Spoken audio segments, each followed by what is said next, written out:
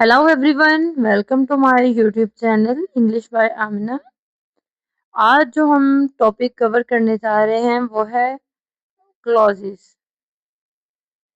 तो जी स्टूडेंट्स, हम आप देखते हैं व्हाट इज क्लॉज।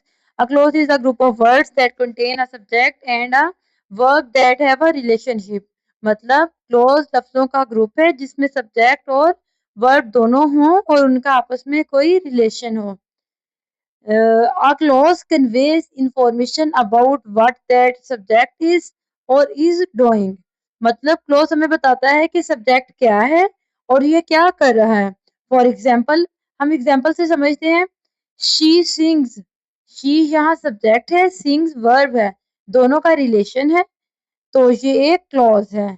लेकिन एक और हम एग्जाम्पल देखते हैं, वो है ब्यूटीफुल रेड बुक। इसमें ना सब्जेक्ट है और ना वर्ब, तो ये क्लॉज नहीं है। उम्मीद है स्टूडेंट्स आपको क्लॉज की समझ आ गई होगी। क्लॉज क्या है? क्लॉज के लिए वर्ब और सब्जेक्ट दोनों मस्ट हैं। अब नेक्स्ट हम टाइप्स ऑफ क्लॉजेस देखते हैं। जी स्टूडेंट्स, सबसे पहले हम देखते हैं independent clause.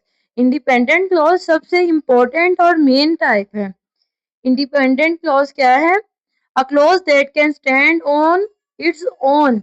How to check? Just add a period and it become a complete sentence. मतलब इंडिपेंडेंट क्लॉज ऐसी क्लॉज है जो अपने आप में मुकम्मल हो और इसको किसी की जरूरत नहीं होती। और इंडिपेंडेंट क्लॉज को कैसे चेक करें कि ये क्लॉज इंडिपेंडेंट है या नहीं?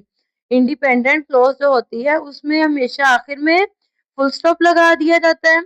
अगर सेंटेंस मुकम्मल बन जाए तो वो इंडिपेंडेंट क्लॉज है। और इसका जो फॉर्मूला है वो है subject plus verb plus complete thought. जिस तरह हमारे पास एग्जाम्पल हम देख लें, आई लव ईटिंग कुकीज। यहाँ आई जो है वो सब्जेक्ट है, लव जो है वो वर्ब है और पूरा मतलब भी क्लियर है।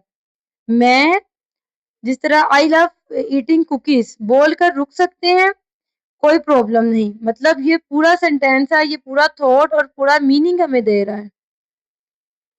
अब देखते हैं इंडिपेंडेंट क्लॉज को। नाम से ही पता चल रहा है डिपेंडेंट, दूसरों पे डिपेंड करना। A clause that cannot stand on its own. It always needs an independent clause. It is also known as a subordinate clause. मतलब ये क्लॉज अकेला सेंटेंस नहीं बना सकती। इसको कंप्लीट होने के लिए इंडिपेंडेंट क्लॉज का सहारा चाहिए होता है। इसका जो फॉर्मूला है वो है subordinate conjunction plus verb plus subject. अब हम इसे एक एग्जाम्पल से देखते हैं। although he sings well, यहाँ although है subordinate conjunction, he है सब्जेक्ट और sings है वर्ब। लेकिन देखिए although he sings well, इसका कोई मतलब मुकम्मल नहीं बनाना। सवाल रह गया, तो फिर क्या हुआ? इसलिए हमें आगे इंडिपेंडेंट क्लॉज लगाना पड़ेगा। although he sings well, आगे हमने इसके इंडिपेंडेंट क्लॉज लगाई है, वो है he is shy. Although he sings well, he is शाय। अब सेंटेंस कंप्लीट बन गया। Common subordinate conjunction dependent clause अक्सर इन वर्ड से स्टार्ट होते हैं, जैसा कि because, if, when, although, since, while. इनको याद रख लें कि सबऑर्डिनेट कंजक्शन कौन से होते हैं। जो डिपेंडेंट क्लॉज होती है इसमें सबऑर्डिनेट कंजक्शन यूज होता है। A noun clause is a group of words with its own subject and predicate that acts like a noun। मतलब जो है noun clause वो लफ्जों का ग्रुप जिसका अपना सब्जेक्ट और वर्ब हो और वो जुमले में नाउन की तरह काम करे। इसका फॉर्मूला पहले हम देख लेते हैं। Subordinating conjunction plus subject plus verb.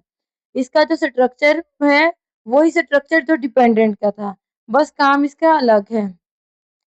अब इसे हम एग्जाम्पल से देख लेते हैं। All that glitters is not gold. यहाँ all that glitters noun clause है। चेक कैसे करें हम इसे? इससे इट से रिप्लेस कर दें, जिस तरह इट इज नॉट गोल्ड। देखें मतलब सेम रहा, इसलिए ये नाउन क्लॉज की जगह काम कर रहा है। ये जुमले का सब्जेक्ट बन रहा है, इसीलिए ये नाउन क्लॉज है। अगर क्लोज की जगह इट, समथिंग, दिस रख सकते हो तो वो नाउन क्लोज है। अब हम देखते हैं एडजेक्टिव क्लोज को।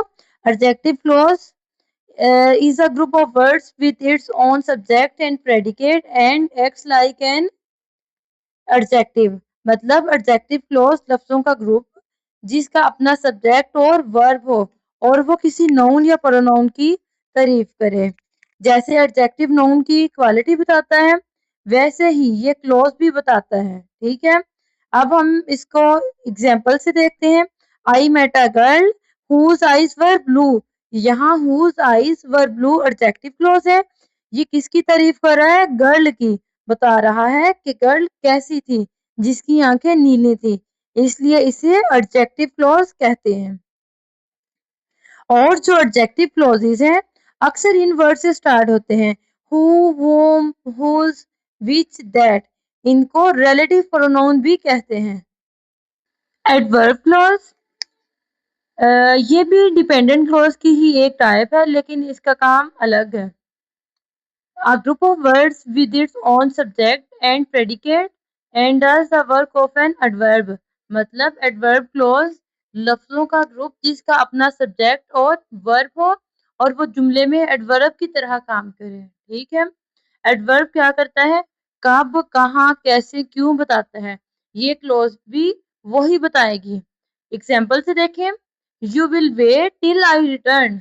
यहाँ till I return adverb clause है। ये क्या बता रहा है? यू विल वेट, कब तक वेट करेंगे?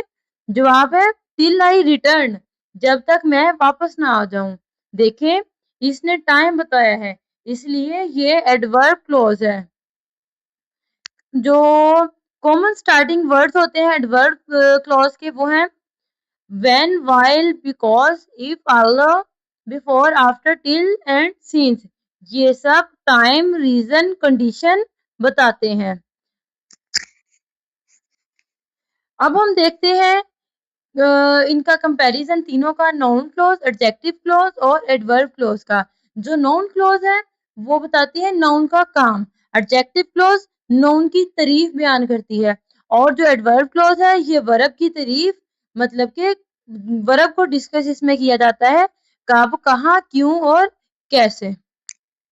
स्टूडेंट्स, उम्मीद है कि आपको टॉपिक अच्छी तरह समझ आ गया होगा।